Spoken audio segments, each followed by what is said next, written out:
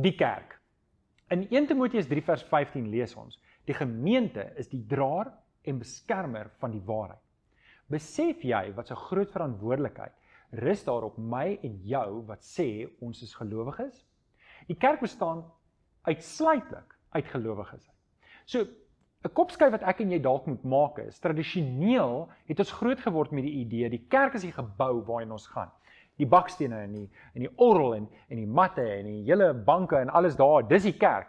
Maar dit is nie die kerk nie. Die kerk is elke persoon wat Jesus Christus aangeneem het as verlosser en saligmaker. Elkeen wat weergebore is. Nie almal wat kerk toe kom, is deel van die kerk nie. Daar's baie ongelowiges wat kerk toe kom, mense wat nog nie daai finale besluit geneem het nie. En hulle is welkom, maar hulle is nie deel van die kerk nie. Die doel van die kerk is juis om hierdie mense en die wêreld daar buite 'n plek te gee om te wys hoe Jesus lyk en om Jesus uit te leef na hulle sodat die verlore wêreld 'n plek het om te kom om Jesus te ontmoet. Nou ons taak is om Jesus te verkondig, soos reeds gesê, totdat Jesus weer terugkom en ons kom haal. So daar moet 'n dringendheid in my en jou hart wees om verlore siele vir Jesus te wen. Dit moet vir my en jou geweldig belangrik is. Nog 'n belangrike ding is, die kerk is die liggaam van Jesus hier op aarde. Dit beteken, volgens Efesiërs 1 vers 22 tot 23, ons is Jesus se hande en voete, sy mond en sy ore. Ons is Jesus se verteenwoordiger. Alles wat Jesus hier op aarde was, is ons nou as liggaam van Christus. Ons is die kerk.